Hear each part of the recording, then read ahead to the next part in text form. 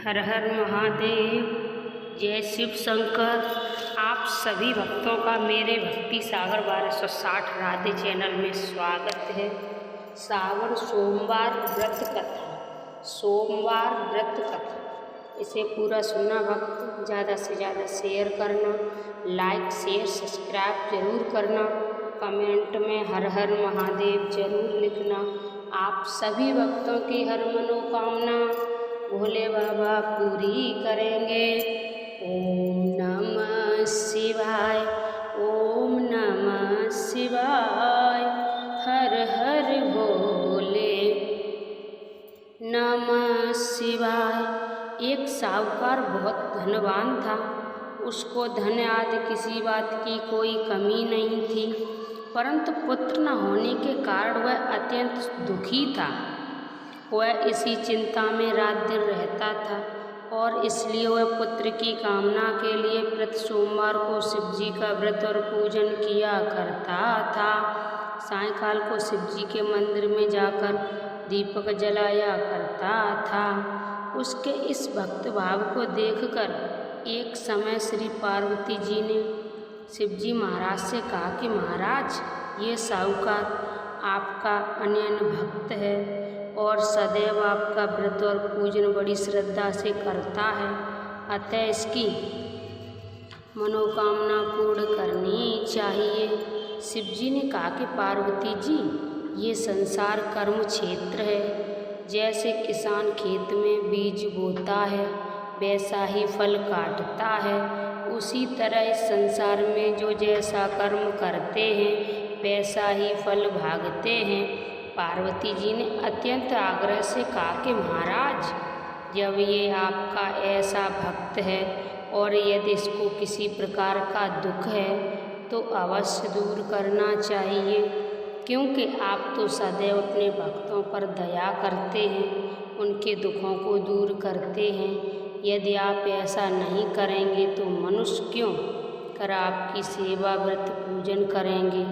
पार्वती जी ऐसा आग्रह देख शिव जी महाराज प्रसन्न होकर कहने लगे, हे पार्वती, इसके कोई पुत्र नहीं है। इसी पुत्र चिंता में ये बहुत दुखी रहता है। इसके भाग में पुत्र न होने पर भी मैं इसको पुत्र की प्राप्ति का वर देता हूँ, परंतु वह पुत्र केवल 12 वर्ष तक ही जीवित रहेगा। इसके पश्चात मृत्यु को प्राप्त होगा। इससे अधिक और कुछ इसके लिए नहीं कर सकता। ये सब बात साहूकार सुन रहा था। इससे उसको न कुछ प्रसन्नता हुई और न कुछ दुख हुआ। वह पूर्वतः वैसे ही शिव जी महाराज का सोमवार का व्रत और पूजन करता आ रहा। कुछ समय व्यतीत हो जाने पर साहूकार की स्त्री गर्भवती हुई और 10वें महीने में उसके गर्भ में अति सुंदर पुत्र की प्राप्ति हुई। साहूकार के घर खुशी मनाई गई, परंतु साहूकार ने उसको केवल 12 वर्ष की आयु जानकर अधिक प्रसन्नता प्रकट नहीं की और न किसी को भेद बताया।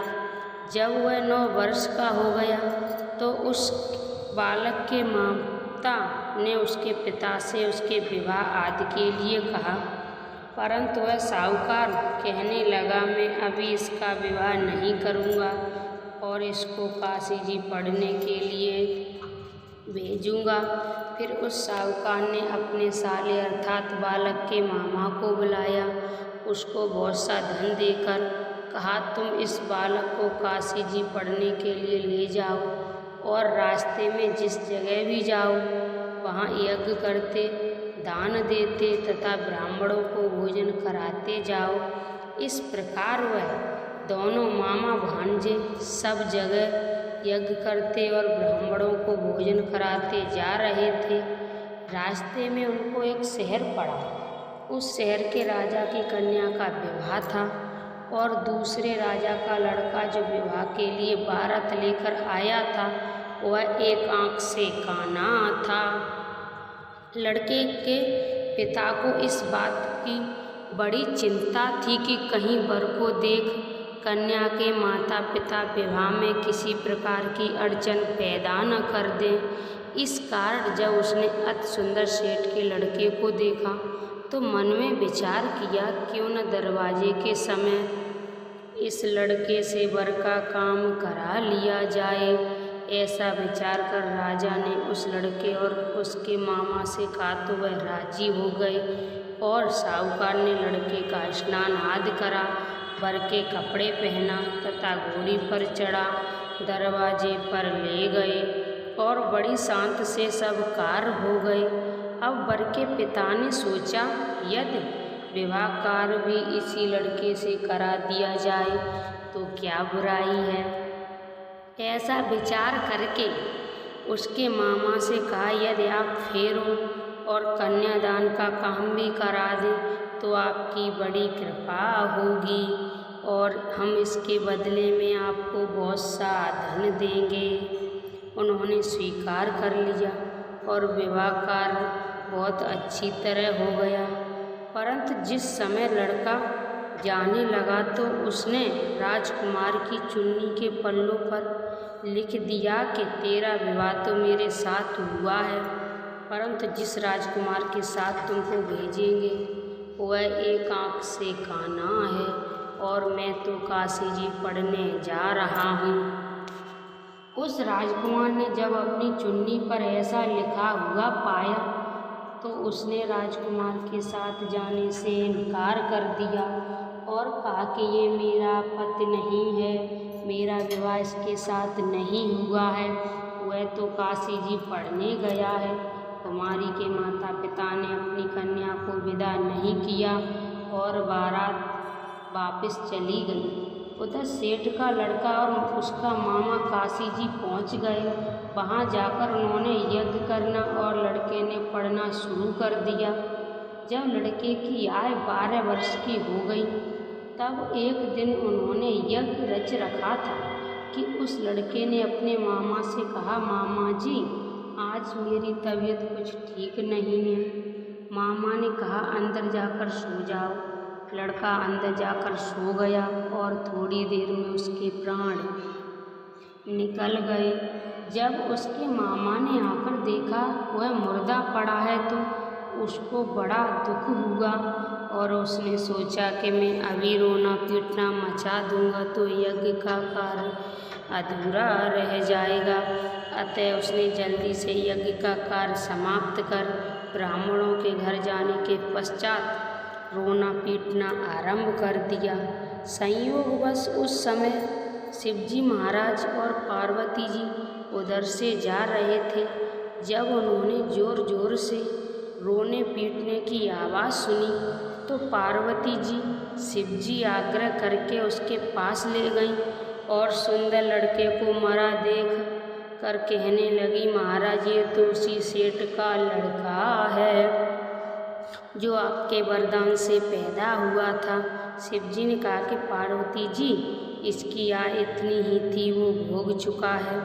पार्वती जी ने कहा कि महाराज कृपा करके इस बालक को आय दो, नहीं तो इसके माता पिता तड़प तड़प कर मर जाएंगे। पार्वती जी की इस प्रकार बार बार आग्रह करने पर शिवजी ने उसको वरदान दिया और शिवजी महाराज की कृपा से लड़का जीवित हो गया। शिव पार्वती कैलाश चले गए। तब वह लड़का और उसका मामा उसी प्रकार यज्ञ कराते हुए अपने घर की तरफ चल पड़े और रास्ते में उसी शहर में आए जहाँ पर उस लड़के का विवाह हुआ था। वहाँ पर आकर जब उन्होंने यज्ञ आरंभ कर दिया तो उस लड़के के ससुर ने उसको पहचान लिया और महल में लाकर उसकी बड़ी खातिर की, साथ ही बहुत सारा धन और दासियों सहित बड़े आनंद और सत्कार के साथ अपनी लड़की और जमाई को विदा किया। जब वह अपने शहर के निकट आए तो उसके मामा ने कहा कि पहले मैं तुम्हारे घर जाकर खबर कर आता हूँ। उस समय लड़का उसके माता पिता अपने घर की छत पर बैठे हुए थे और उन्होंने ये प्रण कर रखा था कि यदि हमारा पुत्र सकुशल घर आया तो राजी खुशी नीचे आ जाएंगे नहीं तो छत से गिर कर अपने प्राण दे देंगे। इतने में उस लड़के के मामा ने आकर ये सारा समाचार दिया कि आपका पुत्र आ गया है, परंतु उनको विश्वास न आया। तब उसके मामा ने शपथ पूर्वक कहा कि आपका पुत्र अपनी स्त्री तथा बहुत सारा धन लेकर आया है। तो उस सेठ ने बड़े आनंद के साथ उनका स्वागत किया और वह बड़ी प्रसन्नता के साथ रहने लगे। इसी प्रकार जो कोई भी सोमवार का व्रत धारण करता है अथवा इस कथा को पढ़ता है या सुनता है, उसके दुख दूर होकर उसकी समस्त मनोकामनाएं पूर्ण होती हैं। इससे लोक में नाना प्रकार के सुख भोग कर अंत में सदाशिव के लोक की प्राप्ति होती है। बोलिए भोलेनाथ की जय। हर हर महादेव। शिव जी की आरती। जय शिव ओंकारा, हरे शिव ओंकारा, ब्रह्मा विष्णु सदाशिव अर्धांगिनी धारा। जय शिव ओंकारा। एकानन चतुरानन पंचानन राजे, हंसासन गरुड़ासन वृषवाहन साजे। जय शिव ओंकारा। दो भुज चार चतुर्भुज, 10 भुज अति सोहे, तीनों रूप निरखते तिरुवन जन मोहे। जय शिव ओंकारा। जय माला वनमाला मुंडमाला धारी, त्रिपुरारी कंसारी वरमाला धारी। जय शिव ओंकारा। श्वेतांबर पीतांबर बागांबर अंगे, सनकादित ब्रह्मादित भूतादित संगे। जय शिव ओंकारा।